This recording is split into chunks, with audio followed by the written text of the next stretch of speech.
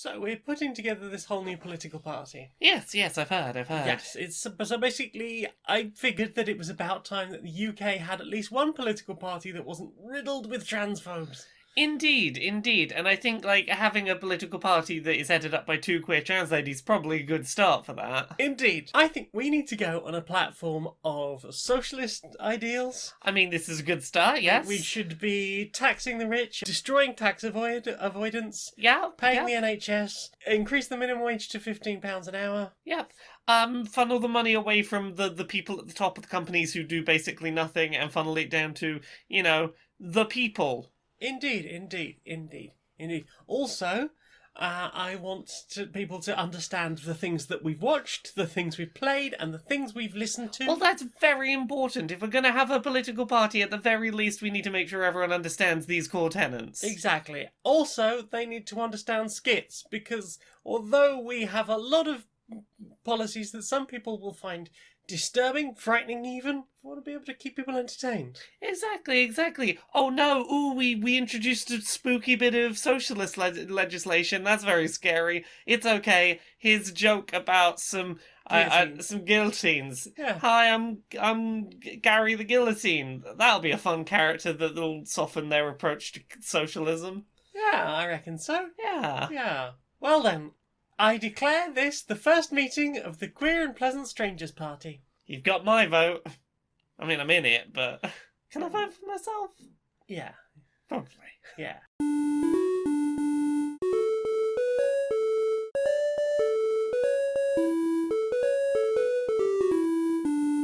Greetings, strangers, queer and pleasant. I'm not Laura Kate Dale. And I'm not Jane Aerith Magnet, and welcome to another episode of Queer and Pleasant Strangers. We're two queer trans ladies. We talk about the pieces of media we've consumed in the week and do silly voices and skits and have a bit of a catch-up. How you doing? I'm sleepy and depressed about the state of the world. Well, I mean, that's just a general state of things, isn't it? That is, as the kids say, a big mood. Yeah. I think it's just that is the most prevalent thing. That's fair. I am sleepy this week, but that is self-inflicted. I will get to that when we get to what we've played, which we'll get to now. So tell us about your speedrunning. Yeah, so what started off as like a one-off goof has kind of snowballed into a thing I'm genuinely kind of invested in doing. So I'm still speedrunning Cooking Mama Cookstar. I now have two competitors. I have two anime rivals. Yeah. I've got Val and I've got Dan, and they keep that every now and then one of them will grab one of my records and then I'll go and grab it back, and we've got this nice little back and forth going. I'm looking forward to the anime version of this. Exactly. We've got this nice little community going. We've got like a little Twitter DM group chat where if someone discovers a way of saving time, they'll mention it in the chat. We've got this little shared Google Doc that we use because some of the times don't get updated because the moderators have to watch through the playback and approve them. So it's like, hey, it's not live on the site yet, but here's the new time for this category to beat. Mm-hmm. Everyone's been real supportive of each other and very congratulatory when someone gets a new score. Yay! And as of recording this, I hold all 8 records. They're mine. Mine. Last night, the night before we recorded this, I stayed up till nearly 2 a.m. reclaiming the first record I claimed, which is the one that seems to be the one that has, as a result of that, got a bit of mystique around it. The all-vegetarian recipes any percent, which is like about 3.5 hours to do a good run of. Mm-hmm. I beat Dan's record, which is the previously standing record, by about 90 seconds, 30 of which I very much have to thank Val for because she taught me a new 30-second saving skip that I didn't know about previously. Mm-hmm. There's a whole minigame where you spin a pizza dough around on your finger and then throw it up in the air and catch it. Except if you just ignore the bit where you're supposed to throw it and just keep spinning, it flies up into space never to be seen again, and you can just skip the rest of that minigame, and that saved me a good 30 seconds. My times were going up and down. I had like a minute lead at one point, and it was slowly being chipped away, and then like on the very last page of recipes I really fucking pulled it out of the bag. I now have a time of below 3 hours 25 minutes on that, which I know is pretty lengthy, but that's like pretty quick comparatively. And I'm continuing to genuinely find that game kind of fascinating. I put together a little how-to speedrun Cooking Mama Cook Star video today. Oh, they'll be after you now. Yeah, I know. I was like, look, it's really not that hard to do, and the game's not that hard to get a hold of. Just, if you want to do it, here's what we discovered the first week and a half to 2 weeks of us doing this. This'll get you started. Yeah, I know that the day that we're recording this on Tuesday, it's not going to be until the weekend that either Val or Dan has another chance to try and take either of those records back. So I might try speedrunning something else for a couple of days this week. I might try get my first train simulator speedrun done on the train track that no one has done a speedrun of. Like, I've got some other games where I'm like, I could just start popping a couple of other records on, see what happens. So I'm gonna see how many records for different games I can simultaneously start picking up and just be like, here's my list of speedruns. They're scattered across many games that no one is playing. So yeah, I very much enjoyed that I have found a game to speedrun that, because of its poor controls, there's never going to be... It's very unlikely anyone will ever do the pixel perfect run, because even with controller sticks and buttons, it misreads inputs. There's a lot of room for error. It's... and it's just a small enough community that me and my lack of coordination can keep up, which is real nice. Also, apparently people are really enjoying those streams. I was worried that people wouldn't want to watch me play the same 3.5 hours of game multiple times of a bad game. Apparently it's been very soothing background noise to just vibe to. Like, just the same loop of Cooking Mama background music for 3.5 hours, while I'm there muttering about, okay, well, I did this, oops, I dropped that, that's going to cost me a couple of seconds, okay, well, I've got this skip here, oh, there we go, we saved a couple of seconds there with that skip. Just talking to myself about what I'm doing for 3.5 hours. Apparently good, calming content. And relax. I'm glad people are invested in watching it, because, like, stream time is the only time I could really justify keeping up with this for the big long runs, and I was like, if stream's not into it, I'm probably going to have to give the gimmick up pretty quick, but yeah. Well, I'm glad they're into that. Yeah, hopefully they will be into it as and when I jump over to other games. We were looking at the other insert something mama games that exist. I know. I phrased that poorly. Yes, but wonderfully. So the next one I was looking at that would be fun to do on stream just because of the novelty controller involved is Babysitting Mama, it's a Wii game that comes with a controller that is a toy baby that you stick the Wii remote inside and you have to babysit the infant. I don't like it. The baby's a bit unsettling. I'm gonna try and find the Babysitting Mama controller quickly. Babysitting controller. It's an unsettling controller. Okay, it's less disturbing than I thought. It's the unblinking nature of it is a little just okay. Oh, you'd prefer one of the ones that you lay it down and it gets closer? I don't know. It's soft. Like, I don't mind the fact that it's plush makes it less bad to me. I think if it had been like a plastic one, that would have been a bit weirder. But yeah, it's just a cold, plasticky flesh of your cooking baby. Exactly. But you can find this game for the Wii for like a tenner, complete with toy infant that you stick a Wii remote inside. And no one has speedrun that game, but it exists on speedrunning.com, and I'm like, yeah, I could be the fastest babysitter. The babysit so goddamn fast. Well, see, the problem is with the Cooking Mama speedruns, a big part of the any percent category is deliberately failing things as fast as you can, and I feel like I would feel... You can't just lob a child across the Can I get away with, like, well, the quickest way to get through this minigame is to just shake the baby upside down for a minute. Oh, God. Yeah, that's got some real bad visuals to it. That's got some real bad visuals to it, but I also think that a lot of people would tune in for that. Okay, right, we're going to speedrun just shaking this baby upside down as quick as we can. God, I can see the mum's net response to that. Look what I did to that child! Trans woman gamer shakes infant upside down. For 3.5 hours. Yeah. So I'm I'm very tempted after we finish recording this to order a copy of Babysitting Mama. Oh God! Yeah, I'm gonna be speedrun Mama. I'm just gonna pick up as many assorted something Mama speedruns as I can across the series. Well, Go find all the ones no one's playing and be like, yeah, that one. mm-hmm. What about you? What have you played this week? What have I played this week? That is a good question. We played a thing together. We did. We played two things together. We played a board game and a video game. Which one do we want to talk about? We're still on videos. Let's stick with video games. We played some Deep Rock Galactic. Yeah.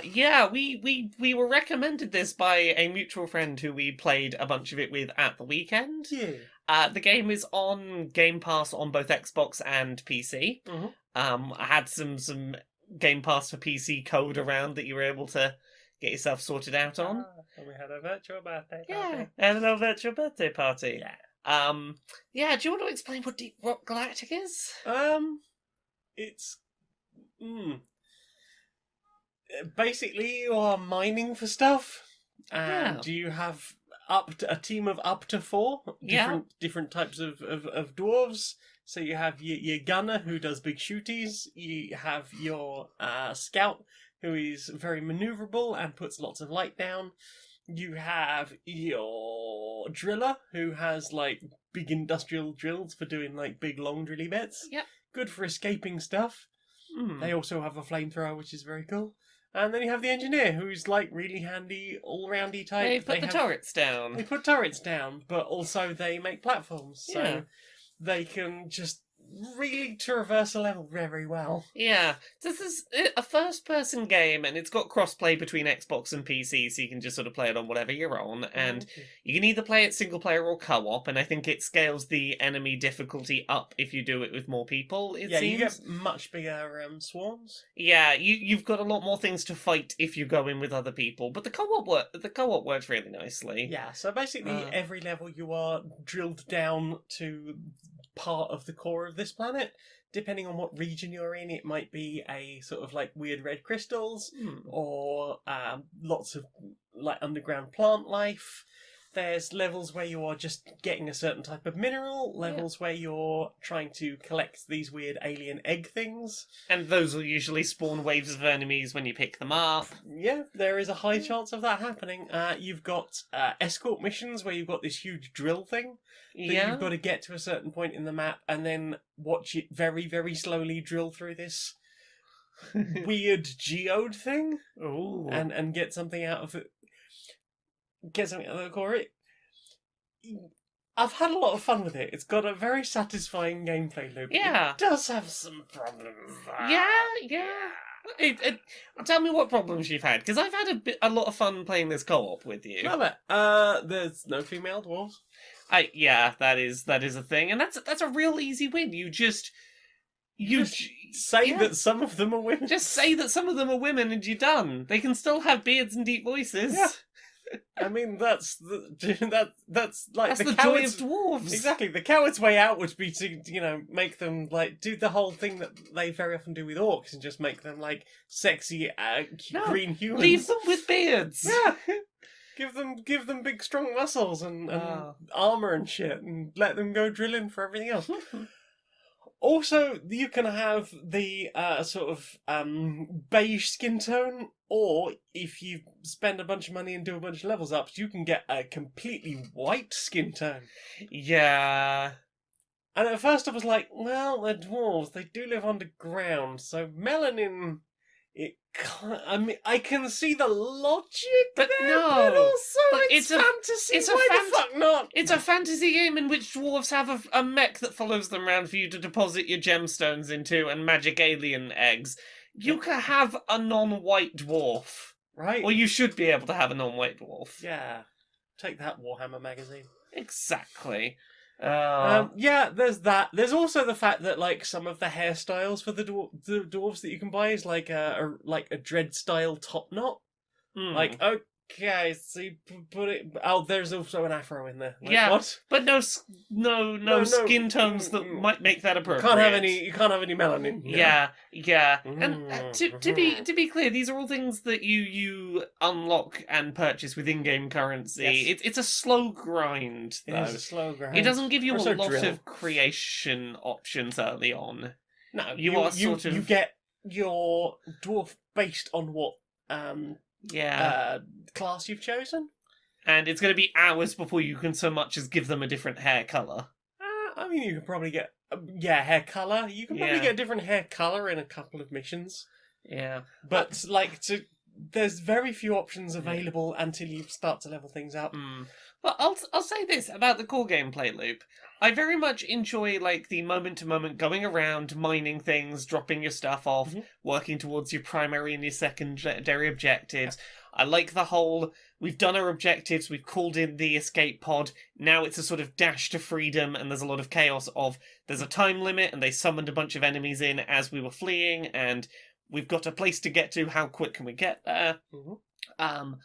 I like a lot of stuff to do with the special abilities that help you traverse levels, like Mhm. your engineer could build platforms. The gunner, who I kept using, could do these sort of grapple ropes that Zip you could lines. sort of zip line up. And just moment to moment, it's fun to play. Yeah. I particularly like there's a type of level that's available quite early on where you're trying to connect up pipes to a refinery. I love the refinery missions. They're so good, right? They're so good. They're so satisfying, Yeah. especially when you're playing the engineer and you can basically put pipes places that you would otherwise have to. Yeah, fuck because you can about just with. make a platform to put them on. Yeah. Um, Like I'm just going to bridge this entire area Yeah. with some of my platforms. The general idea is you've got to search the level to find these areas where like this liquid mineral is found, and you've got this really good sort of 3D dot matrix map that you can use to sort of see in 3D space where the thing you're trying to get to is. Yeah, so it looks like the whole map's being echolocated. It's Yeah. very cool. And you sort of dig your way there, you make a route, you find the thing, and then you start trying to connect this pipe up and place it along, and as long as you've made a route there, it'll sort of make the tunnel you've made bigger to accommodate the pipe as you're laying it Mhm. down. Maybe, as we were doing, one person lays the pipe, the other's building the pipe behind them. Mhm. You If can you're playing in grind, solo mode, you can get your droid assistant to do that building Yeah. for you. and then you can grind on the pipes afterwards and use Yeah. them to traverse the level nice and speedy. Yeah. And then when it's sort of extracting the material at the end, you've got all these waves of enemies coming, but also they'll be damaging the pipes. And if you see the colours on the pipes change, it's like, quick, I gotta zip line Zoom down that over. pipe to go find where the problem is and fight Yeah. the enemies off and fix it and get back to where the big fight's happening. Mhm. Those levels are really good fun. Of all the levels I've done, those and the escort missions, and I really never thought I'd say I love an escort mission. I think those are the most satisfying Yeah. because obviously the pipe ones, it's like you've got to. There's finding where the vents are, Mm. how you're going to get to them with the pipe work, and then like obviously you've still got your secondary mission, which might Yeah. be find some seeds or find a bunch of flowers or find some other stuff. Then you've got the whatever the abundant mineral is for that region. Yeah. So you might have to look out for weird little dots all over the wall, Yeah. and that might be where you'll find a pearl if you dig in. You'll Yeah, find a giant pearl. and- Or types of minerals. And I like that those missions usually don't send too many big waves of enemies at you until you've started laying the pipes down, which largely Yeah, you get a Yeah. quite a good amount of time to gather resources, which is important because you're going to be having such big waves of enemies at the end of it. It gives you time to sort of prep yourself. It's a nice system. The escort ones are really fun because the finale is quite interesting. Yeah. So you basically you've been on this big mission through the level. At one point, the drill dozer runs out of fuel, Right. so you have to take the fuel canisters off the back, suck fuel from like rocks around the area, suck those into the canisters, put them back in the thing, start the drill dozer back up again, and then obviously because it rumbles along, it's creating lots of vibration, which is bringing all the creatures yes. towards you. On top of that, you've then got to the far end. You've got into this wide open cavern. There's this huge sphere thing in front of you. It's like, whenever you're ready, press the button. It's like, okay, I'm calling for a weapons drop. I'm putting my sentries down here. Is everybody ready? Press the button. and then you've got to like fix it as it's going along. There's these huge explosions as you get through different layers of it. Oh. And then you've got to like run back with this like weird glowing sphere on the back of the donkey thing to take it back to the drop pod, because they just leave the drill dozer behind. Yeah, environmentalists, these dwarves are not. No, and they'll do a lot of shooting at invasive animal species. They're not invasive. Not invasive. They're native. Native. Yeah, sorry. They are invasive on these animal species. I knew what I was trying to say.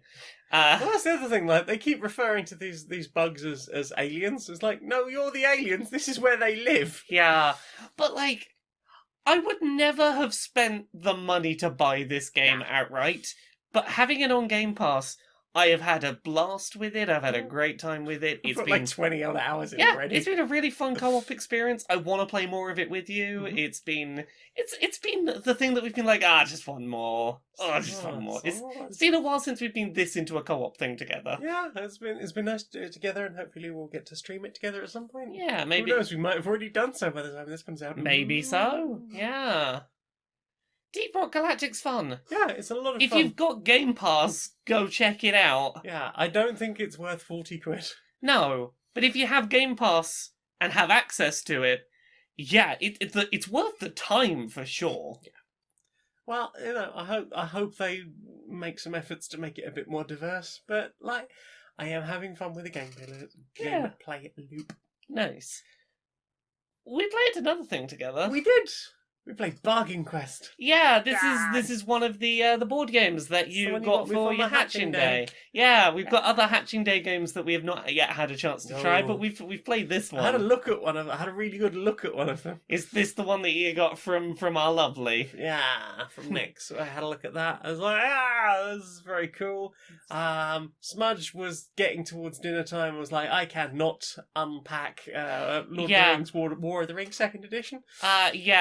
4:30 in the afternoon, half an hour before dinner time, Smudge's dinner time, is not the time to try and get a bunch of miniatures out on the table. No, she gets very hunty. Yes. She gets very hunty like the best of times. Like, usually she'll just tear up an envelope or something, or a random bit of paper. She gets on the prowl like half an hour before dinner. But if there's miniatures, oh boy, how they're not staying where you put them. But we tried Bargain Quest. Yeah. Because that's less of a big commitment to learn. Yeah. Do you want to explain Bargain Quest, or shall I? So basically, you are running shops in a little town. Imagine Racketeer, but less evil, potentially. You say that. we sent some people to their death. We did send some people to their deaths, and I suppose that's the thing. Like, as soon as you've got someone in your shop, you kind of know if they're going to die or not. Yeah. Kind of. So basically, you are running these shops. You draw 4 cards, or 6 if you're playing a certain 2-player variant. And then you draft between the cards. You take one, you pass them to your opponents, round in bigger circles. I think you can play up to 5 or 6 people. Yep. And these cards all have different element types that match heroes on them. So you've got like warrior, holy symbol, like a fire mage symbol. You've got like an archer symbol. Yeah. So you've got like a roguey type, a warrior type, like paladin. I guess. Sort of cleric, paladins, and then you've got your sort of traditional magic class. Yeah. And the idea with this is once you finish drafting, you've got space in your shop window, and the more valuable thing you put in your window, the earlier in the hero picking order you get to go. Mm-hmm.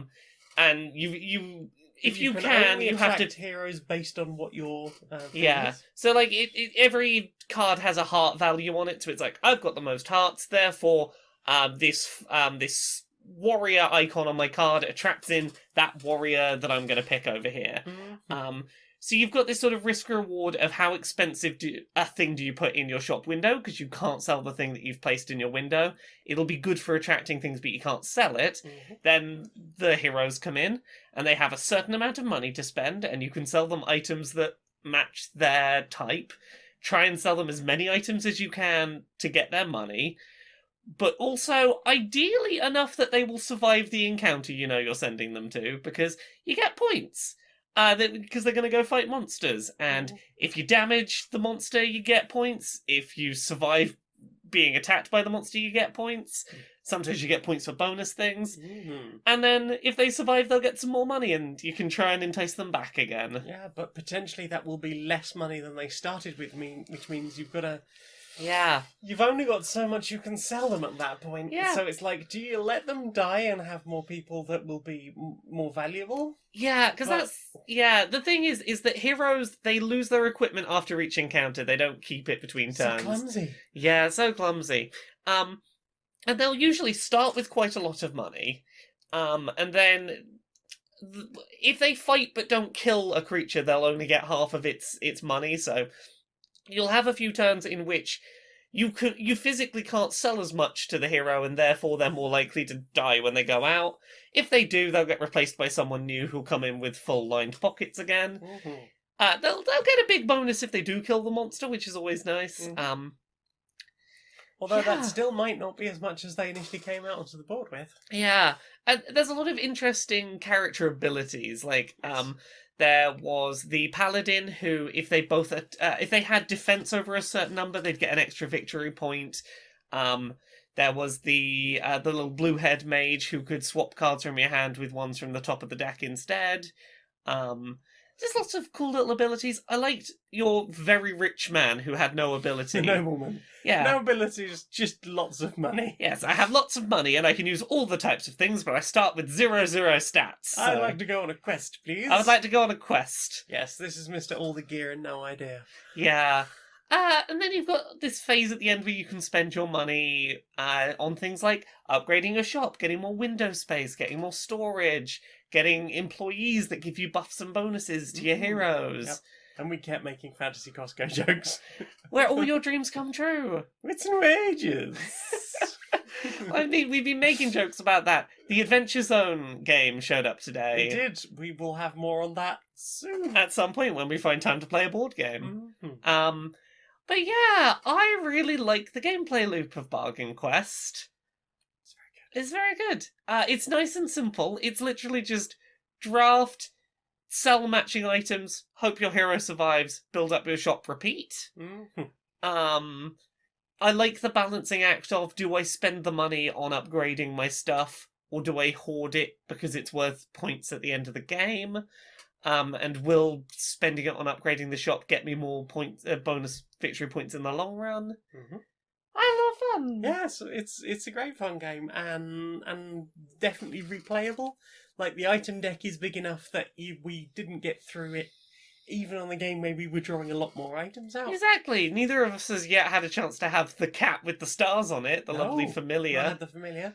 There's like different, like, so the player boards are like these beautiful little fold out boards. So the front, like, you open it like a greetings card. On the front of it, it will have like, here's what the front of the shop looks like, and just based on that, it's like, yeah, I'll take that one. And then you open it up, and inside it's got like, this is where your Windows display goes. Yeah, but it's just this beautiful illustration. Your playing board is a little adorable shop interior, and they're all very cute. Yeah, and they're all very different as well. So you've got one that's very much like an apothecary. You've got one that's like this just sweet little, really homely little, almost hobbity shop. One that's sort of pink and full of very flowery things. One that's basically just like a table and a bunch of cushions, and it's just like, oh, it's nice to see all the different options. Like, also the card art for the characters. There's a good amount of diversity in there, which was nice to see. Yeah. Racial and gender. That's nice. Yeah. It was a lot of fun to play. My only complaint with it is that we had it out of the box for about 2.5 hours, and all of the cards are starting to curl. Yeah, is there anything we can do about that? Yeah. I don't know that there is. Yeah. Like, we don't live in a particularly, like, humid area. It's not been particularly... Would sleeving them help, maybe? I don't know. I think, like, at this point, they need to be put under something. But it's really weird because, like, we unwrap them from the box, and by the time of the second playthrough, foil thing. They're doing the thing that foils do. Yeah, it's like, I don't understand it. They're not foils. What happening here? Yeah. But, like, it was certainly not enough to change my opinion that this is an adorable, lovely, small box game. It's very cute. I like it very much. It's a good game. Yeah. Thank you very much. That's alright. I'm glad it was a good one. It was a good one, thank you. What else have you played this week? That's pretty much it, really. It's been a very Deep Rock Galactic heavy week. I've been very much enjoying that. So just that, really. What about you? Have you been up to much else? It's not been a hugely played week. I'm just double checking. I played a bit more Manifold Garden. Oh yeah. Yeah, enjoying. I streamed a little bit of that last week. Because I played Root, and then I was like, I don't want to play this on stream. It's too much thinking, and I want to sort of sit quietly and ponder my moves rather than try and play this on stream. Yeah. So sometimes these games aren't right for stream. We did one game. I got my ass absolutely handed to me, and then I switched over to Manifold Garden, and I realised I'm not going to play too much more of that on stream because it's a puzzle game. Yeah. And I think people should be able to experience it. That's fair.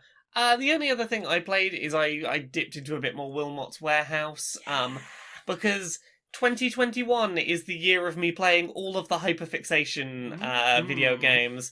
It's Cooking Mama speedruns. I'm trying to get that Sword and Shield shiny decks done, which we're now down to 13 shinies to go. Whoa. And I think 2 of those are the legendaries that aren't yet available. Oh, 3. Yeah, 3 of those are shinies that are legendaries and not available at all in game. So actually 10 to go. That's pretty good. It's like I'm getting pretty good there. I'm just doing the games where I can sort and collect and repeatedly do the same thing over and over. That's where my brain's at. Mm-hmm. Well then, time for this. Oh god, these last 10 months, right? They've just been weird time-wise. Yeah, this calendar year has been something chronologically. I don't know how a year simultaneously feels this long and yet this short. Yeah, it feels pretentious. Yeah, it feels like something is fundamentally broken, and I don't know what we do about that. Oh, sorry. I think that was me. Who are you? Oh, sorry. I'm Brad. I let out the Time Warlock. The what? Sorry. Sorry. Yeah, 2020 was a wild year. I know, right? Yes. Yeah, I accidentally unsealed the Tomb of the Time Warlock, and he has been fucking with things a little. Right. Okay. He's been stretching time out in some places and squashing them down. I could really do some help. He will be over there. When? Now, today. I fundamentally feel like I can only help you with one part of that word. Order. Now, the Right Honourable Member of the Party of Boscombe, if you could, you had something to say on a £10 minimum wage per hour. Yes. So I think that as a way to make sure that people can survive, and particularly given the year we've just had, I think it's very important we introduce a £10 an hour minimum wage. £10 a bloody hour for burger papers. It's not right or decent. £20 minimum wage per hour now. No, this is far too much. That's nearly what my son, who's training to be a barrister, earns. Okay, £30 an hour. Well, now you're very much encroaching on what I'm starting to earn, and I'm not sure I approve of this. I mean, obviously, that's before all the backhanders and so forth. As I said, I absolutely 100% reject this idea. Every time you complain about the amount I'm suggesting, I'm going to raise it by £10 an hour and suggest building another guillotine outside. Guillotine, is it? Yes. Your head would fit very nicely through the hole. I haven't got a neck, so you'll have trouble with that one. I mean, I'm sure it'll go through your head just as well as it would your neck. £50 an hour. I didn't even argue about it that time. I was just questioning about the guillotines. £60 an hour. Okay, fine. Pass £60 an hour for all the minimum wage. So, what have you put in your eye meats? Well, So I've been watching over the past few weeks. I've been watching the Game Grumps playthrough of Danganronpa on YouTube because, for all of that series' flaws, and it sure has some flaws, I enjoy its weird rambling structure of murder mystery stuff, and that got me onto. You know what? I've never really properly given a chance, and I should start watching. Is the Danganronpa anime adaptation that happened? What? Yeah, there is an anime adaptation of Danganronpa.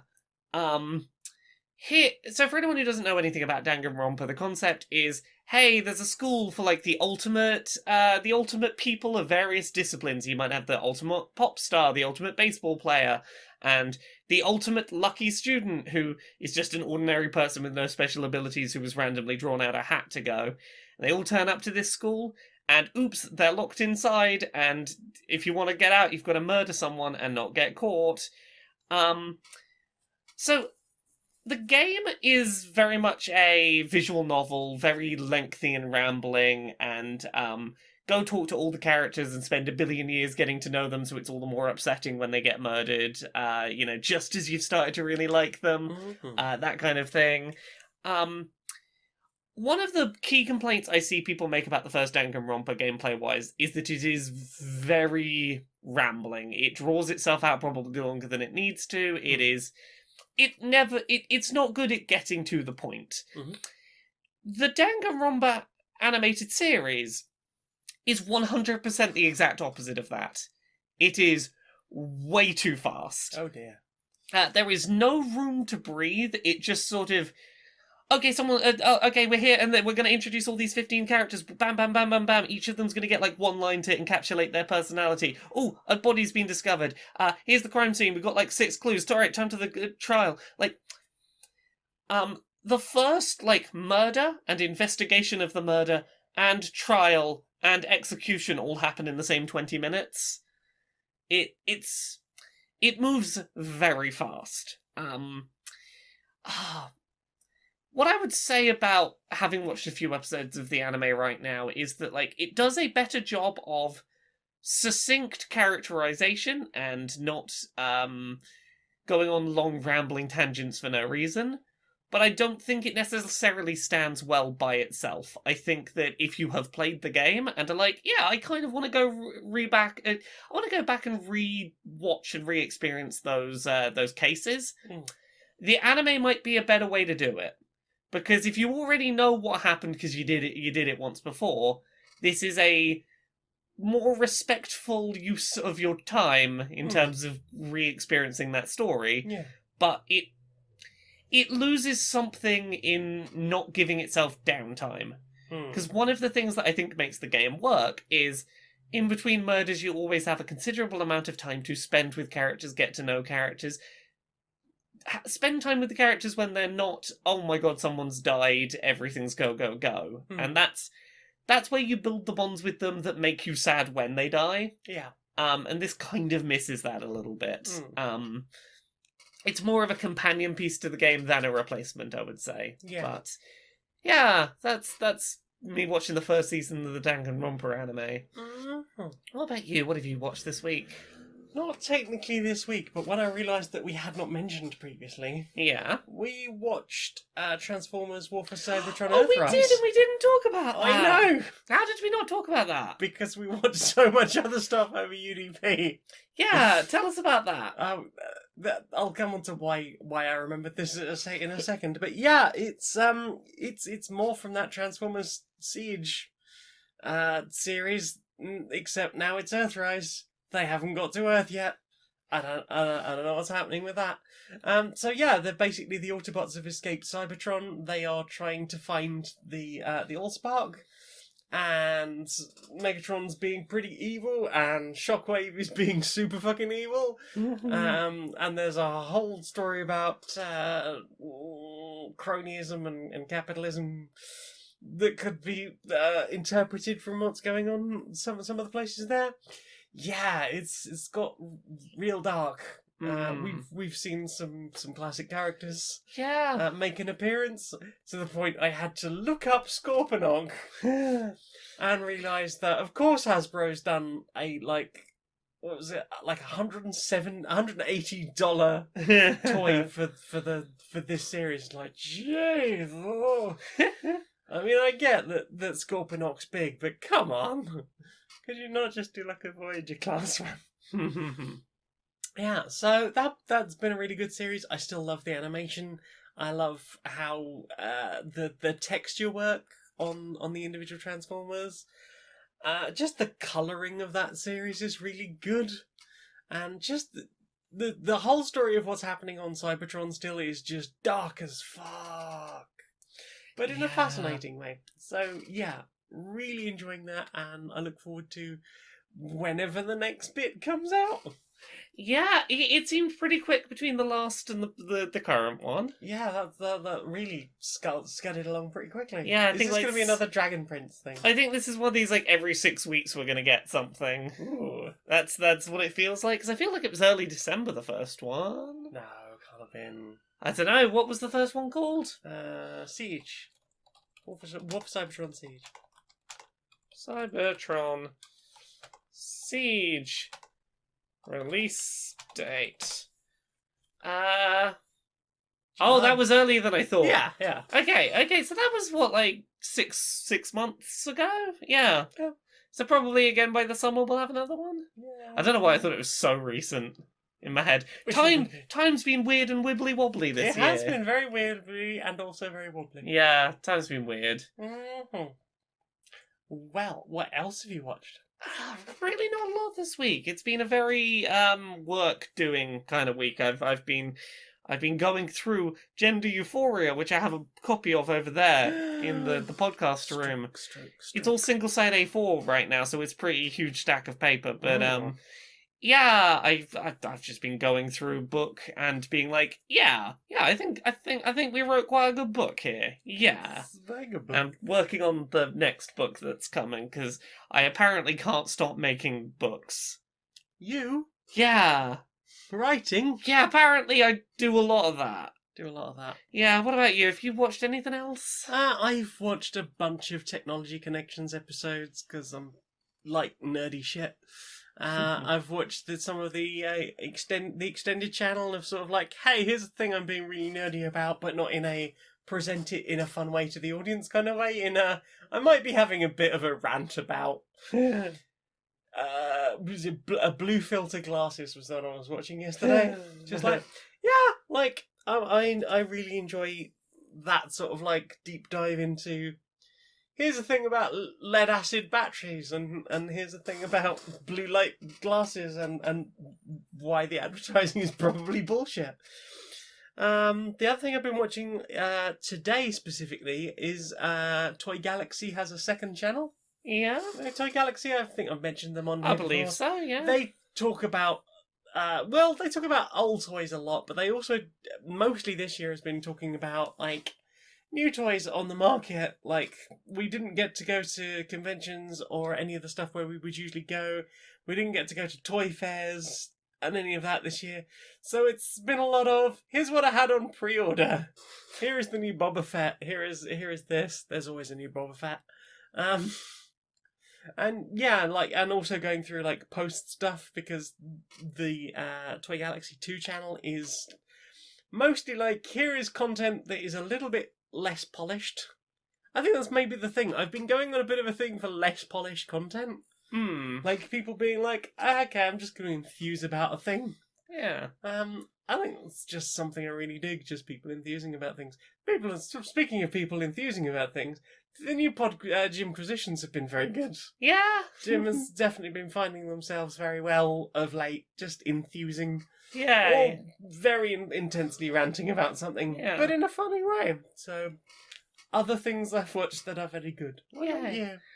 Not really much else. I've not really had time to watch much. I've been too busy speedrunning. Too busy speedrunning. Writing books and speedrunning, that's my life now. Yeah, that's my wife now.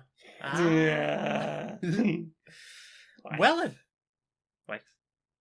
Time for life. Time for life. Time for life. Time for life. Laura, got a new sponsor! Who's our new sponsor? Well, do you have clothes? I do have clothes. Do you have clothes that are unwanted. I suppose there's... Unwanted Yeah, clothes. I suppose I have some that I don't really wear anymore. Okay, you want to sell them? I... Sell your clothes. Wait, what? Sell your clothes. Sell. See, I'm not opposed to the concept, but the way you're doing it is unsettling me, and I don't know, I don't understand why. I don't know, there's scare quotes, and I'm genuinely scared by the scare quotes. It's just unwanted. Yeah. Is this implying, like, I should sell the clothes that I used in that murder that have the little bloodstain on the inside cuff that will tell people that I did the crime? Is that unwanted clothes? Maybe? Or is this a problem that would be better solved by having some kind of universal basic income? Or... Okay, just sell them, apparently. Sell your unwanted clothes. Okay. It's Thrift It. It's an app. You use it, there's no selling fees, you just sell your clothes to other people, and people will buy your clothes. I don't think it's specifically underwear, but it also doesn't specifically say not used underwear. I mean... People might buy my underwear. I have some used underwear that, like, I'm sure there's people who'd buy it. I ain't wearing it anymore. Not today, no. Give me some time, I'll put it in the wash, it'll be fine, probably. How used is it, I suppose, is the question. Oh, I've been to the gym. That's Thrift It. On the App Store and the other App Store, and probably a different App Store. I'm sure that third one probably exists. If you head over there now and enter the code QNPS151, you will get 151 credits. Don't know what that's worth. It sounds maybe like a lot. Maybe. I mean, it's got 100 in it. It's got 50 in it. Yeah. Yeah, it does also have 1 in it. Yeah. Probably avoid the last one. Yeah, there you go. That's Thrift It. On all... I was going to say good... On all app stores. Ooh. Inside the boardroom of Electronic Actor Softworks. Hi. So, I've been looking through our list of games we got to try and sell. Yeah. And I've been brainstorming on this one we've got here. It's it's broken, to be honest. It's buggy to all hell. It does not play correctly. Sometimes you do the inputs and they just don't register. I mean, isn't that most of our games? Yeah, but like this one's like notably so. And we got a roadmap, all right? Isn't that? Well, what yeah, do? we got a roadmap, and I'm thinking like roadmap implies that we're promising we'll do more work. Are we? I mean, we're promising it doesn't mean we're going to do it. Right. But I've come up with a different strategy this time that I think might be less work and more reward. I like that. Yeah. So here's what I'm thinking. We released the game, and we put out a press release that says this game is perfect for speedrunners. So much content and replayability, because every one of those bugs is not a bug. It's RNG. It's random number generation. Right. There's a secret mechanic going on behind the scenes that you don't know about that's randomly making it work sometimes and not other times. And you've got to factor that in. You've got to be skilled enough to work out how to manipulate that in your speedrun. Right. Okay, so we're really encouraging the speedrunning community. Yeah. We're going to say, buy this game, because every place where it's broken is an opportunity that you could maybe find a skip to save some time and speedrun it better. Yeah, and if we never improve past the 1.0 version, everyone will know exactly which category they're in. Exactly. That's the thing. If they ask us, patch the game, it's broken, we'd say, yeah, but then we're fragmenting the speedrunning community, and we wouldn't want to do that. We care deeply about the speedrunning. Yeah, and that's why we're leaving this game completely broken. Yeah. It's because they've, I bet they found that, that door that doesn't always open, you can maybe backflip through it and get upstairs or something. Yeah, just clip through it. Exactly. The more places it's broken, the more places that they can speedrun. You ever seen a speedrun of a polished game? There's no way to save time. Yeah, I mean exactly. What are they gonna get it down to 7 hours? Oh no, like 4 hours. We didn't make a particularly long game. Right. We're not just padded out with assets or... Well, I mean, that's with it padded out with assets. We really farted this one out. Yeah. Fart. Yeah. Well, I mean, this has been a good meeting. I'm very, very keen to get on with this, and I for one, support the speedrunning community. Exactly. We'll get a speedrunner in. We'll get them to find one bug that's useful, and I think we're sorted. So, What have you put in your ear meats? I went back and listened today to an album I haven't listened to in a while. Album. Yeah, this album's like 8 years old, and that my brain struggles to process that. So this is an album from a band called Superpowerless, which was headed up by a guy called Oliver Hindle, who is now best known for being a skin in Fall Guys. He is the community manager skin in Fall Guys. Oh, I like about that. Yeah, so They seem really lovely. yeah, he's lovely. I knew him from the convention circuit like 8 years ago when he was doing music, and he had a bad experience with Britain's Got Talent. He didn't really do music. I think most people do. Yeah, hopped around doing different creative things. For a while, he had a YouTube channel called Oliver Age 24, where he would do deliberately bad drawing tutorials as this character Oliver Age 24, and sort of sign his age in the corner of every bad bit of art. Nice. Which is like a thing he did that was very fun for a while, but like the thing I always think of work-wise from him is Superpowerless.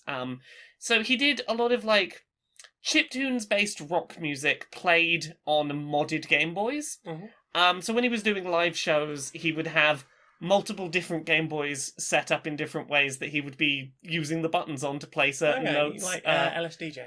Yeah, that sort of thing. Yeah. So he has this album called Monsters, and I think it's the only full album he ever did. Oh. And it's a really, really good chiptunesy rock album. The thing that I think I always draws me back to this album is Oliver has a really, really unique voice. Mm-hmm. It is... I can't place what kind of accent he has, Okay. but he has some kind of very unique mix of accents going on that is just really pleasant to listen to. Mellifluous. Yeah, he's got really unique pronunciations of words that make me very happy. And a lot of the tracks on that album, while being melodically upbeat, are kind of introspective and about mental health.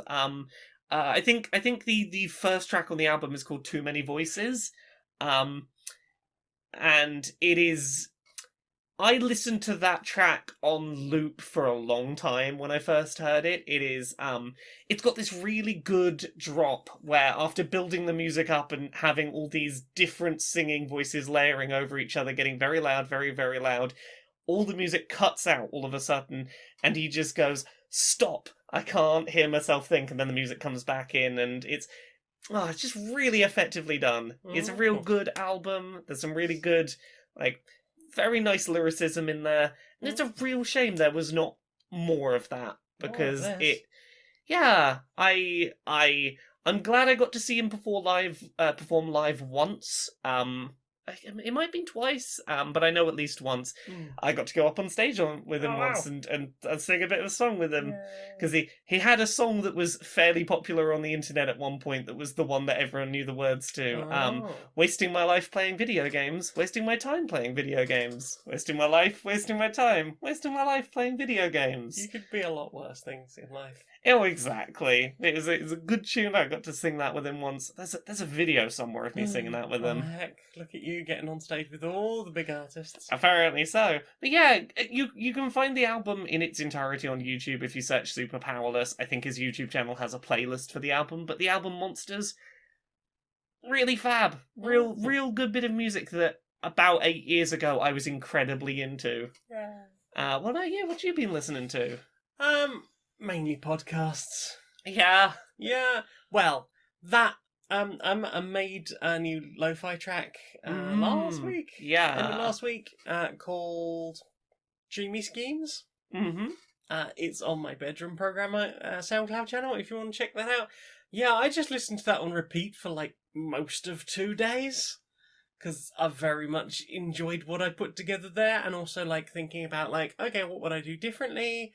What do I want to do next? Because I'm very much enjoying writing in that genre, and so how will I improve things? And then like looking up, okay, how do I do more jazz chords? Because apparently there's a lot of jazz chords in lo-fi. Lots of extended chords. Also listening to some more SCP archives. I listened to one of those with you that You was did? very good. It was very good. It's quite a long story, that one. I think we only started listening to the first part of it. Yeah. So the first story is SCP-1128, which is the bit you were listening to about Yes. people who are submerged in water go to this place that's just off the coast of California and are Yeah. haunted by this terror that you can't talk about because It's- it's infectious, and you will become someone who, if you go too near water, you will get sucked under and chased by this thing. The knowledge of the description of the creature is what infects you. If someone describes the thing to you, then you are cursed with it as well. Yeah.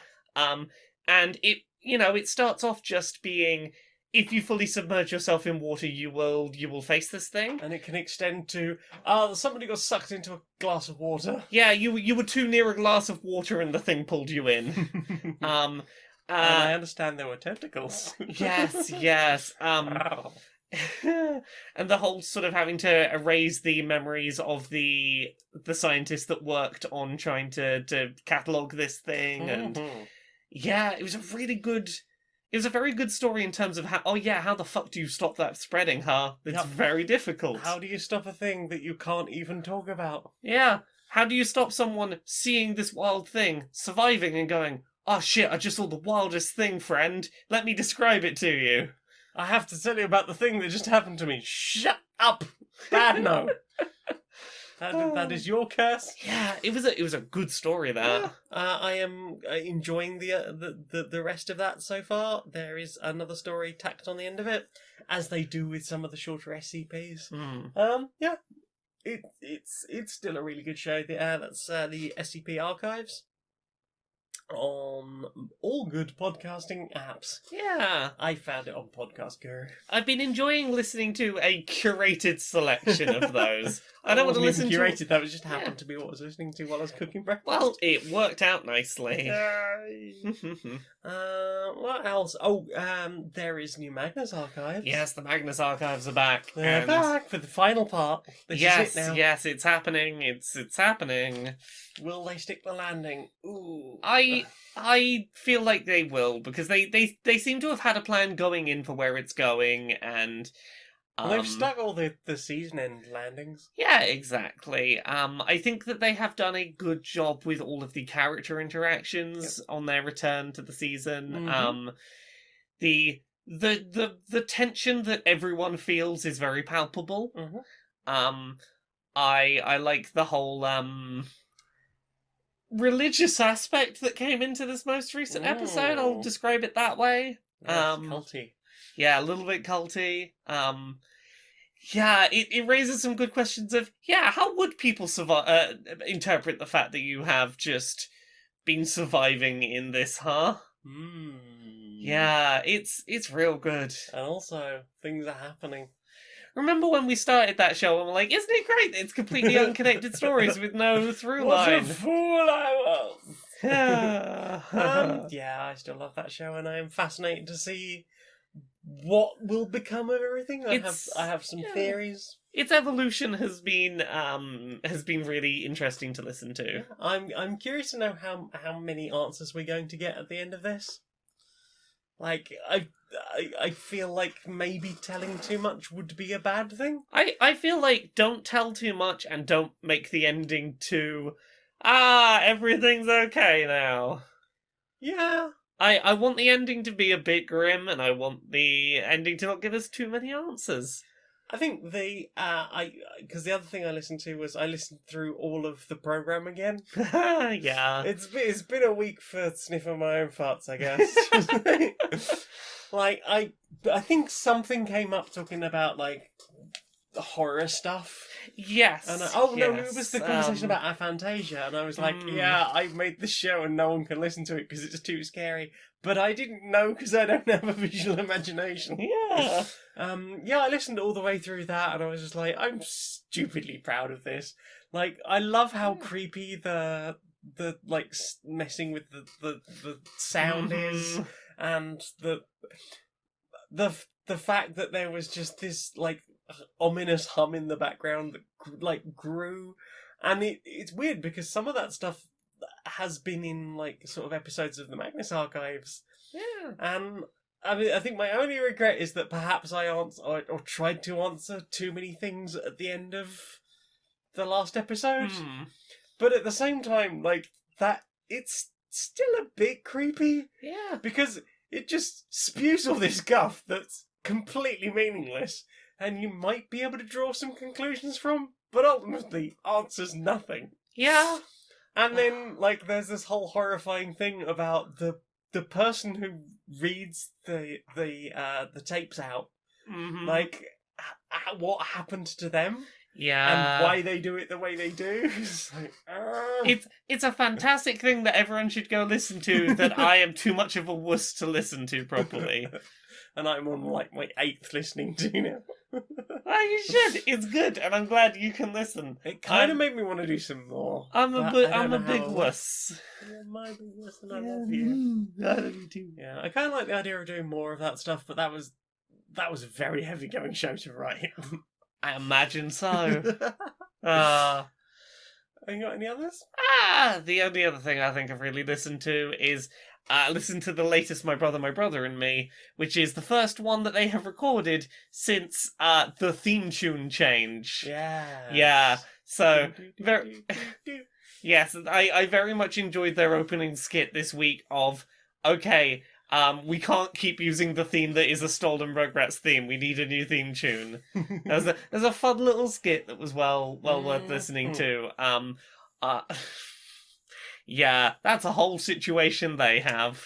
Yes, it is. It is, but they found a playful way to address it. Yes, they did.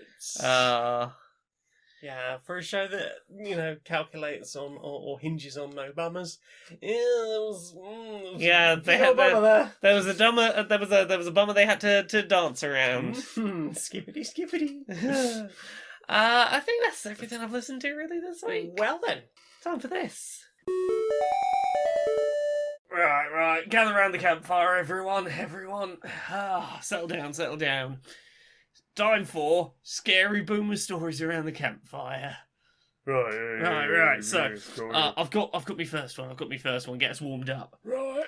So, there were some millennials during the year 2020. I know. That's not even the scariest bit yet. Destroying industries. I know. And you know, in between destroying industries, they decided to destroy industries by staying home and not shopping, while using their phones to communicate. Oh, I know. Oh, spooky stuff. Who's got one? So there was one of these Zennials. Oh, yeah.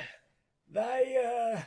They stayed in their room for 8 months. The smell was terrible. Oh, no. But then they had managed to stay socially in touch with their entire friend group and play Fortnite. All right. I think we got one more. We've probably got one more around here. Yes, what have we got? I've got one. I saw one of these youngsters. I saw a youngster out and about, impeding on their own personal freedoms by silencing themselves, wearing a mask voluntarily. Not too awkward, don't wear a mask at all. They didn't even take it off the second they got out the shop. They wore it all the way home. What, they didn't even bundle it up in a pocket? Exactly, they wore it the entire time they were out their house. They weren't shouting and screaming and spitting at people in the shop. And after they got home, the first thing they did was wash their hands before touching anything else. Oh, I need to lie down. These have been a bit much for me. Time for a nap.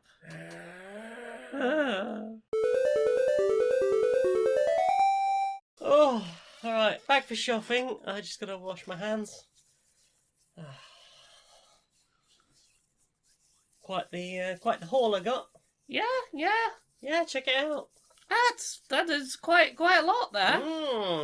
Yeah, Yeah. a lot of cheese. Yeah. Squash yeah. nuggies. Yeah, you got some of the fancy nuggies. Oh, the fancy nuggies. Those Yeah. are the best nuggies. I mean, yeah. How? Didn't even wait for the discount. Yeah. You. While they were still full price. How much do I owe you for the shop? Oh, nothing. It's okay. Well, I mean, I suppose you could retweet me if you want. What? Sorry. Well, I've decided that rather than spending money in the supermarkets, what I'm doing instead is I'm just sharing their tweets and their Facebook posts and stuff they're advertising. Oh, you're paying them in promotion. Exposure, yes. Exposure, yes. Okay. Yes. Okay, I can get Yeah, on board I mean, with like, that. they have that competition occasionally where they're like, redesign this advert for us. Yeah, I've seen those. Those don't get paid but do work for us, give us value Yeah. for nothing. Yeah, exactly. Show your love, and they make it like a big, try and make it like a big community thing. I figured, if they're paying in exposure, surely they would accept it as exposure. payment, yeah. Exactly. Well, you know what? I could really go for a bit of ice cream. I might just pop down there and retreat them on the way. Exactly. Yeah. Questions, some questions. What's the questions? Zoe Luminary asks, if there was a hobby / sport / or activity that you have never done but wished you could do, what would they be? Ooh, hobby, sport, activity. You got an answer for this? Oh, the horrifying one with the baskets and you throw the balls at like 200 miles an hour against a wall. Like danger squash. Oh, murder Murder squash. Yeah, the one they kind of ripped off in Tron. Yeah, the one where you're trapped in the room with Yeah. the big very fast ball. Yeah, and people die. Yeah. Like that you feels want like... to do murder squash. I want to do... I just want to have one go at slinging the ball and then probably just curl up in the ball and run away. Activity was an option on there, wasn't it? Yeah, that's the activity. Okay, I would like to do a skydive because I've never done a skydive. Ooh, I'd like to do a skydive. I don't know if I can do one now. I've done a bungee jump. I've never done a skydive. Now I actually have to tick the box that says heart condition, so... Oh no. I probably can't do a skydive. Well, I would very much like to, and If maybe... you can do it with the 360 camera on your head, I'll do it with the VR on. Oh We heck. can experience it together. Oh, you can experience my my skydive. Yeah, we'll just put a fan on in front of me or something. Yeah, maybe when COVID's done and book money, maybe I'll do a skydive. I'd like to do a skydive. You should do a skydive if you Yeah. want to do a skydive. I want to fall out the sky.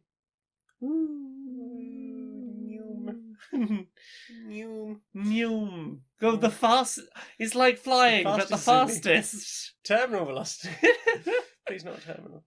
Rob Sothoth asks, could either of you have yeeted Isildur into the lava? Is the Lord of the Rings question. Look, Isildur cut the ring from Sauron's finger. Oh yes, And yes. then he went for a dive in the Anduin and he was shot by orcs. I was having a moment. I was like, I know this name. Where is this name from? And then the ring fell off his finger and then Deagle found it. Yeah. And then Smeagol strangled Deagle and took the ring and then went to live in the Misty Mountains in Gollum. And then the rest of Lord of the Rings happened. Could you Well, do then it? the hobbits. Could I have yeeted Isildur into the fire? Could I, as Elrond, have just 300 kicked Isildur into the fire? Yeah, probably. Could you, as you have done it? As me, I'd have looked way less sexy, but sure.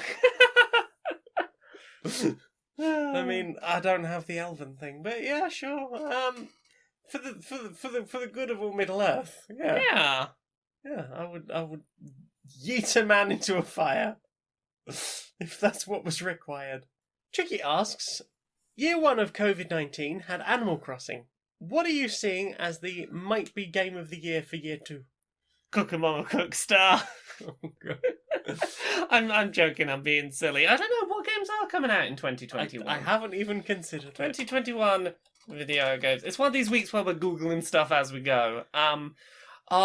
New Horizon game could be Ooh. real cool.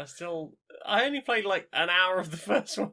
I mean, the PS5's in the living room if you want to play more. Oh, yeah. Yeah, you could. It's installed on there. Ooh. It's got faster loading times and Psychonauts whatnot. 2. I enjoyed the first Oh yeah, one. Psychonauts too. Star Wars completes complete Skywalker Oh, Saga. oh, that'll be good. Mm.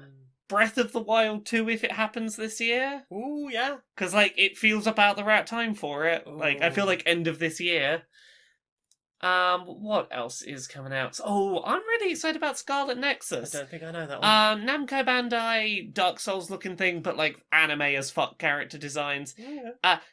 Code Vein, if it was a little more upbeat in anime. It looks pretty. Oh, No More Heroes 3. No More Heroes 3. The boss theme for that got released today, and it's real good, real catchy, very enjoyable. Oh, okay, indie game that I'm really excited about. Goodbye Volcano High. That sounds. It's furries. Yay! It's furries at Dinosaur High School before the meteor comes down and crashes. And yeah, it's what if you technically scalies if they're featheries. I suppose scalies. Yeah. What if the dinosaurs were all anthro people and the end of the world's coming soon, but they're just having a little teen adventure. But like the best thing, the character models looks so good for 3D models. Yeah. They look like wow. Yeah, that's 3D models that look like 2D art, and I love it when they do that well. Yeah. And it's got real good like queer vibes. It seems like it's gonna be. I believe it's got like confirmed LGBT characters. Nice. Yeah, I'm excited for Goodbye Volcano High. Mm-hmm. Those are the ones I'm aware of that are coming out that I'm excited about. Okay, but which one is the one that you think you will get nails really dug into? Cooking Mama Cookstar. That didn't come out next year. This year. It might as well have only existed this year, considering when I started actually caring about it. Okay, that's fair. Now, Breath of the Wild 2, Breath of the Wild 2, probably. if that comes. If Breath of the Wild 2 comes this year, that'll be the big thing. To pry me away from that again. Yeah, I think that's we're both gonna go down that rabbit hole. Yeah. Well, we'll just see each other in a month, I guess. Yeah. It'll be lovely. It will be. Yeah. I really enjoyed the first one. I'm looking forward to more of that. Yeah. Tom Webb asks, if Laura is the cooking mama, what mama are you? Laura is the digital cooking mama. I am the physical cooking mama. Because I like cooking. And I like the taste of my own cooking. You're the kitty mama. You're mama to smudge. No, you're mama to smudge. I am. We're both mama to smudge. I'm step mum to smudge. Hopefully not wickedly. It's mummy one and mummy two to smudge. Mummy too, yeah. Yeah. Yes. I'm not bio mummy either. Neither am I. I'm not bio mummy. You're far closer. I suppose technically you're. Well, okay. On sister. On paperwork, she shares my surname. Yes. So I guess there's that. Yeah. Officially adopted. You're legally adopted. Sure. Is she going to become a Magnet Dale soon? Ellie Catgirl Absurdist. Sorry, Ellie Catgirl Absurdist. Good name. Asks, how do you feel about philosophy? As an autistic person, it has always been my special interest. So I may be biased when I say this, but I find it more fascinating than anything else. There is a time and a place where I enjoy a good philosophize. Usually it's 2 a.m. and I'm going to be up for a bit, yeah. And I've gone down the philosophizing rabbit hole. Yeah. Is there good music on? Other Yeah, people exactly. around? You know, I might have to start the sentence like 6 times because I'm trying to put it together, but like there's a very poignant thought up there somewhere. Yeah, I used to get into a lot of that philosophy with when I lived in certain types of student housing where we could smoke indoors. Yeah. I mean, just honestly, I find it interesting, but I very rarely otherwise have the time to sit and think about philosophical things because it's very abstract and there are very concrete things that I feel the need to be like go on a lot of the time. Yeah, I mean, I think it's a bit more difficult these days to engage with philosophy. Yeah. Like when I was younger and I didn't think, well, I'll just look it up. Yeah. Philosophy becomes science at some point. Yeah. Or did historically, and now it's more a case of let's just ponder what's left is let's ponder the great unanswerable questions. And even some of that still potentially falls into science. So there's a lot of, I can just Google it. Yeah. And again, I think that's why it sometimes takes this is a night where I've put my phone away and there's some music on and I'm just having a think. Yeah. And it's usually gone midnight, it's the thinking hours. It's the philosophy hours. And I suppose that usually ends up being more philosophy on the nature of humanity and existence and capitalism. Yeah, it's very specific kinds of philosophy at that Yes. point. It's the philosophy that's left over. Yeah, I remember lying in a hammock with you nearby in a friend's garden, and we did some philosophizing. Was this while I rocked you and fed you Skittles? Yes, it was. And I was looking up at the stars and doing a philosophy. It was beautiful. I love having those conversations and like getting into classical philosophy.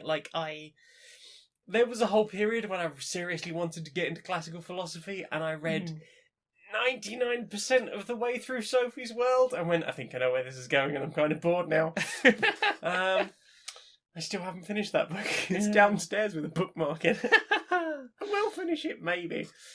I'm fascinated by philosophy and sort of the things people have pondered and continue to ponder and what is left to ponder. Yeah. But these days I work constantly and this- I haven't really had much in the way of ways to go out and just chill. Philosophy is the kind of thing that needs space and quiet and it's the kind of thing that I used to be like, I have nothing to do today and I can afford to go just take a walk and lie out in the sun and think about things. Whereas now it's very much, yes, but the to-do list. I genuinely don't know what we're going to do when we come out of this lockdown. Because, the idea that there will be other stuff I have to fit into my life. I think we will be I fine. don't know. It's scary. I am fascinated by philosophy, and I hope that I get to philosophize again at some point. Active Critison asks, that is a good name. Yeah. Also, note from chat. Hi. Hi. Have either of you tried to cook and eat any vegan recipes from Cooking Mama Cookstar? See, here's the thing. It would have made sense for it to be the traditional category and the vegan category, because it's so easy if you're making a vegetarian category anyway with, seitan and meat alternatives, to just make a vegan category. But no. They use egg and they use cheese, and, they didn't even think to be use just egg and yeah, vegan that's the cheese? thing. They didn't. Yeah, but you're cracking eggs open specifically. It's just bottle. Crack. label and say that it's vegan cheese and be fake egg powder. Just eggs are liquid. Yeah. Oh yeah. Yeah. So yeah, most of the recipes in this are not vegan.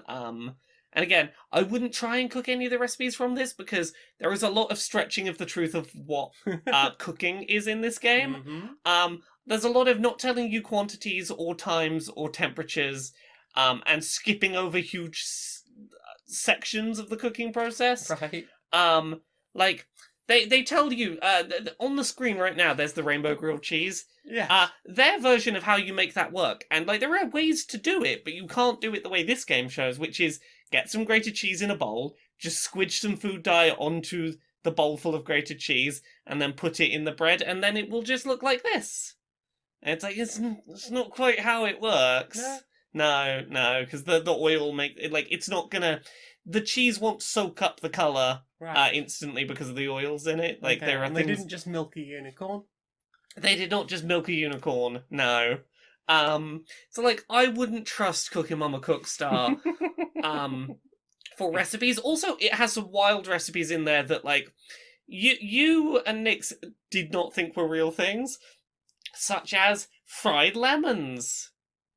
I was confused by the fried lemons. I wasn't willing to completely discount them. You're fried lemon. I was yep, just fried lemons. Okay. Yeah. I mean, it's Cooking Mama. Yeah. It's probably a thing that exists. It doesn't is, mean that Doesn't mean that I trust this game to serve me things I want to eat. I think of all of them, the fried lemons is probably the recipe you probably most closely could follow. I mean, I could. There's the least amount to. I mean, I could. I don't want to. I don't just want to eat a fried lemon. Eat a fried lemon. Just an air fried lemon. Oh no, you can't put it in our air fryer. We don't have that kind of air fryer. We've Yeah. got the twirly kind. I basket know, I kind. know. But even if we had that kind of air fryer, I don't want an air fried lemon. I was gonna make fishy chips, but nah. Future Fishy asks, what features introduced in Sword and Shield do you wish Game Freak would keep going forward? The main thing is all of the mechanics they brought in for making getting competitive Pokemon easier. So the things that let you change natures, the items that let you unlock hidden abilities, the things that allow you to mess around with your IVs and EVs. Basically, all of the stuff that lets you take a Pokemon that is not at all competitively viable and bring out its competitively viable stats. Like, that is such a positive move, and I really hope they don't backpedal that.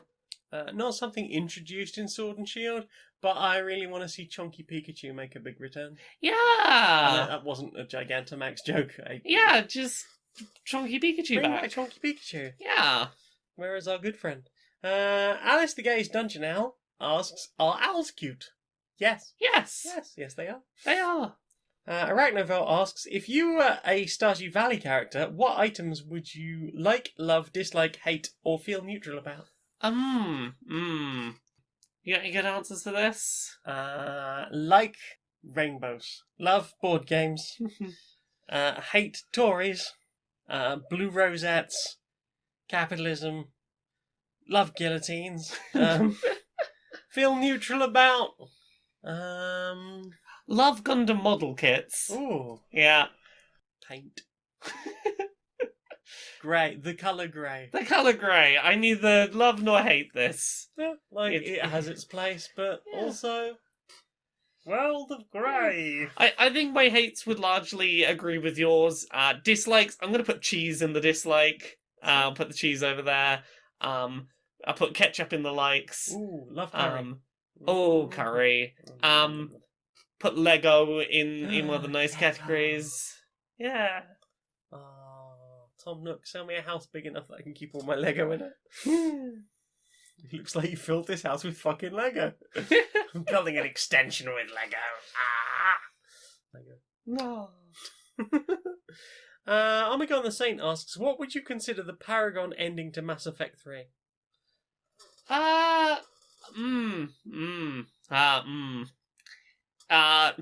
That's a very divisive question to ask. Is it? Yeah, so Paragon and Renegade is basically the morality system. It's the Paragon is do good things, get blue points. Renegade is do bad things, do naughty things, get red points. Machine One good. Yeah, so what this question is asking is, of the three very difficult choices that all have their own drawbacks and pros and cons, which one do you think is the morally good answer? The one with the robots. I don't know, I've never played it, but Yeah. I'm saying, is it the green one? The green one is the one that I tend to pick in my playthroughs. The one where the robots, synthetic and organic life basically become the same thing. It doesn't involve me having to ascend and become a mind-controlling overlord, and it doesn't result in me just genociding all mechanical life on Earth. And sure, none of the life forms that I have changed into a new form consented to that, but if my only alternatives are I'm either now god puppeting all of you, or I've had to genocide all synthetic life, I can live with the middle option. I feel least morally bad about it. Mm-hmm. I mean, the easy answer to that actually would have been Paragon is blue, so the blue option. It's part of the colour coding. I guess so. Becky to her. Hi, Becky, love you. Love you. Eat the rich is all well and good, but what do you do with the less good bits? Fertilizer. Yeah, fertilizer. You can make some of it into a stew, If probably. you're gutting any animal, there are certain bits that you can probably feed that to the cat, and there are other bits that are just gonna have to compost down a little bit and feed some nice plant life. Build a nice fruit tree that you will then make a communal fruit tree so that anyone who is hungry can take fruit from it. Yeah, and do that thing where you take cuttings from other fruit trees and make an amazing hybrid fruit tree that grows a tree all that the grows all fruits. the fruit types. Yes. Yeah. Yes, Yeah. communal fruit tree of everything. Although Tricky has suggested that boil and mash them, stick him in a stew. Boil and mash 'em, stick 'em in a stew is a totally valid answer. But also, don't eat brains. Oh, that'll... Don't eat human brains, don't eat human spinal column, because, as has been shown in cannibalistic societies, that is how you get serious brain problems. Yeah. That's how he got, Isn't that where mad cow disease came from? It was... bovine spongiform in the... Yeah, I can't remember what the E stands for. It's cow eats cow brain, gets bad disease. Yeah, CJD. Quite Yes. Yakov disease Basically, in humans. most species shouldn't eat their own species' brains. Yes. It's a bad time for them. Yeah, there was a whole study done about a cannibalistic, or at least partially cannibalistic. Is it cannibalistic if you wait until after they've died of natural causes? Tribe or village or something, and basically the men were eating most of the meaty bits, and the women and children were eating the brains. Like, oh dear, we have caused like severe problems to everyone. Yeah. It's been found that is a whole issue. Yeah, Don't eat so human brain. Don't eat human brains, but so eat the rich, but avoid the brain and spinal column. The dog will probably have the spinal column. Yeah. They'll have a bit of marrow bone. Yeah, so have a good chew on it. Yeah, and who knows? Maybe the cat will eat the brain. If not, I mean, it's slice it up basically from jelly. sides. Wash it down the sink, it'll be fine. Poke it down with your finger. It's electric jelly. Poke it down the sink. Poke the electric jelly. Ouch! You got me. Damn you, capitalism! Yeah, bougie brain. Well, that is all the questions. Well then, time for this. This week took some turns, huh? Do you know what I want to see more of? What do you want to see more of? Brochure Justice Warriors. Brochure Justice Warriors. Yeah. All right, Larry. All right, Perry. How you doing? Oh, not too bad, mate. Not too bad. You been up to much? Oh, just pottering on. Trying to endure the start of this year, which has already been a lot. Yeah, I was hoping we'd be getting a hug by now, but Yeah, looks like we could still be in this in April at this rate. Yeah, I think it's going to be beyond that, probably. Well, I mean, that's before we're even looking at slightly relaxing things. Yeah. Goodness. I've been thinking about a thing this week, Yeah, what as have you I been do. pondering? I've been pondering about. Well, here's the thing. I've known for years that we need universal basic income. It is 100%. it is 100% a thing that Strongly we agree. need. Exactly. It has been demonstrated in many countries across the world that it does not stop people from going and having jobs, because people, want to be doing things with their time and contributing, and generally people will still work. That being said, this year in particular has very much highlighted the need for universal basic income. It was already a need we needed societally, but it's very much been highlighted in a year where unemployment is at some of the highest numbers it has ever been, where lots of people are out of work because of illness, where lots of businesses are closing, where there are fewer jobs going around because lots of businesses simply cannot operate now. No childcare. Exactly. It has been a year where work has been hard to find and hard to keep and hard to maintain stably, and people still have outgoing costs which they, cannot do anything about. And an amount of money funded by, taxing the rich would mean that people could, have a baseline amount of income that they know means that they can survive, that will cover their basic costs of living, that they're not going to have to, work or die. Yeah, I mean that has been very much the fear for a lot of people, I suppose. That's why we in places where they haven't introduced proper furloughs or proper universal basic income or proper universal benefits, that you are still seeing financial services workers being classed as key workers and bundling their kids off to daycare, and then becoming massive infection vectors, not only for themselves on public transport, and then obviously their kids, while they may not suffer the worst, certainly being highly contagious and a massive infection vector. Yeah. And that's the thing. Universal basic income in a year like the one we've just had would allow people to do things like stay home when they are ill without, fearing not being able to pay their bills. Because that's a big thing. People who know, like, I know I'm ill, but I can't afford not to work if I don't have proper health, sick pay.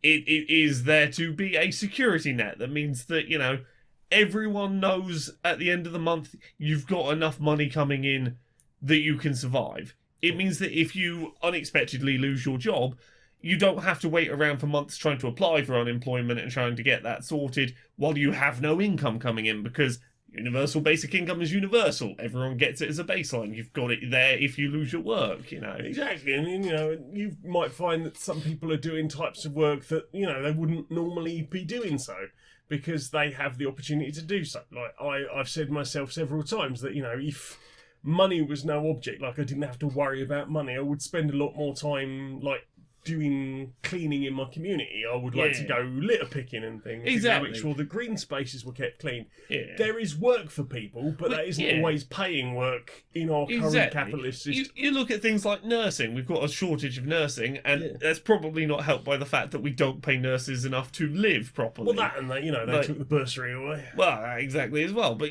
with something like a universal basic income, I think there's probably more people who would go, I can afford to go into that kind of a career that I can't usually afford to do.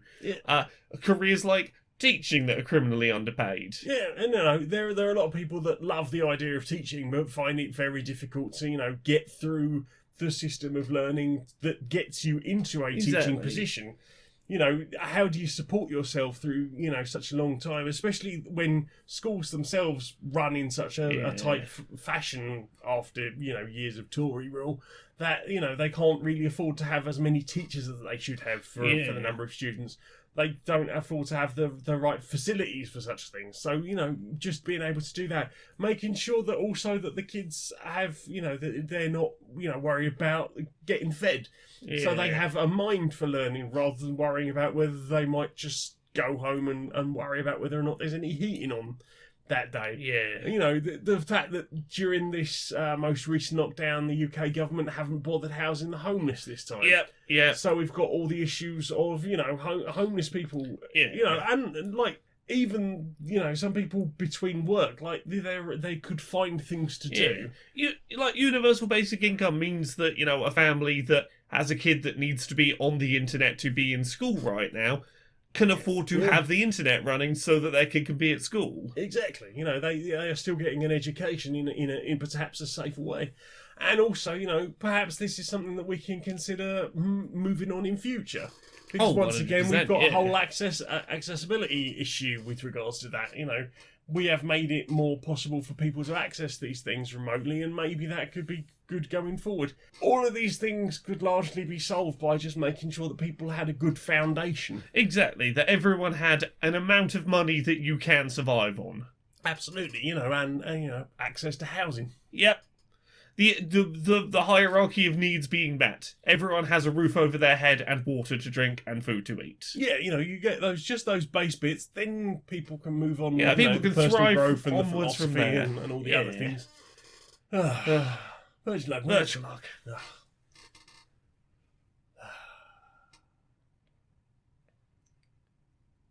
Maybe by summer. Maybe. I'm not hopeful, but I would have really liked to. I had plans in the summer. I didn't have plans. I had that one plan. Briefly got to a mental health point where I started having future plans, but this last year's kind of knocked it out. That's alright, we'll get him back. Yeah. Right, I think I'm going to go and have a nap, mate. Oh, I think I'm going to do the same. Have a good one. So, Laura, Yes. where can we find you on the internet? Laura K Buzz in all the places. Laura K Buzz on Twitter, Twitch, YouTube, Patreon. That's the one that pays the bills. You can find me Twitch streaming Mondays, Wednesdays, and Fridays at 10 PM UK, 5 PM Eastern, 2 PM Pacific. Some of those streams are going to be Cooking Mama speedruns at the moment. Some of them will be other indie games when I don't have records to defend. And when I get bored of this, I will probably start speedrunning. Not speedrunning. I'll probably start playing through another big playthrough at some point. But it's gonna be speedruns and little indie games for a bit. Other than that, every Friday you can find episodes of Accessibility on YouTube at Laura K. Buzz. It's about making sure disabled people can play games and helping do that. We recorded an episode today or yesterday that won't go up for a couple of weeks probably, but I'm excited. I'm real happy with that episode. Yeah. Other than that, there's books. Uncomfortable Labels, that exists now. It's a book about living at the intersection of being trans and autistic. You can get it where books are sold or as an audiobook on laurakbuzzstore.com. There is Things I Learned from Mario's Butt, which is like 2 weeks away from full release now. February 4th, 2021. It's got pictures of butts in it and a bunch of reviews of butts. It's a big butt book. There's also Gender Euphoria, which is coming out on June 10th, 2021. There's a copy of it in my office that Jane was just lovingly petting. I'll have a more official looking one in the next few days. I'll have one that's got like a proper book cover and is the right size and looks like a finished book, probably. So yeah, there's that coming out, and then keep an eye out for another book from me. If you're an artist and wants to throw their hat in the ring, maybe to do work on a children's book, send an email with the subject line. What is the subject line? I should know this. Book illustration to laurakbuzzofficial@gmail.com with some examples of your rates and your portfolio, because I'm currently looking for an artist for a thing, and I have a budget to pay an artist. Other than that, there's podcasts. Pixel Squirt, it's about video game character porn.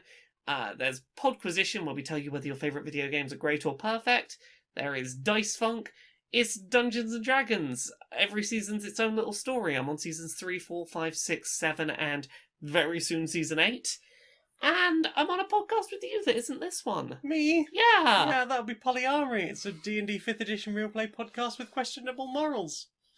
We're really close to the end of that series now, but... Yeah, not for the listeners, but for us recording. No, they're about a year behind. Yeah, so the episode we just recorded was a very me-heavy episode. Yes.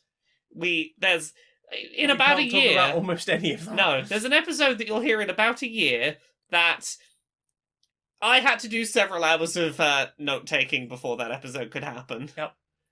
A lot went down. A lot went down. Lots of things happened. Yeah. This is a good show. You should go listen to it. You should go and listen to that. There are other stuff I do too. I make music under the name Bedroom Programmer. You can hear all of my other podcasty bits over on my other SoundCloud, my normal SoundCloud, where you might be listening to this now. We've got a Facebook group. That's facebook.com/stonedmonkeyradio, but who uses fucking Facebook anymore? I've got a Redbubble, sell some t-shirts on there. stonedmonkeyradio.blog, where I write reviews and stuff. And you can read all about board games like Bill and Ted's Riff in Time and Uwe Rosenberg's Patchwork game. You'll have to work out what version of the game I was playing because I bleeped it out. I've got a YouTube, I've got a Twitter, I tweet things. Hopefully they're not bad takes. I've got a Patreon for as little as $1 a month. You can help me justify a 76-hour work week. I used to say 69 because I thought it was cool, but I was just underselling how much fucking work I do. Yeah,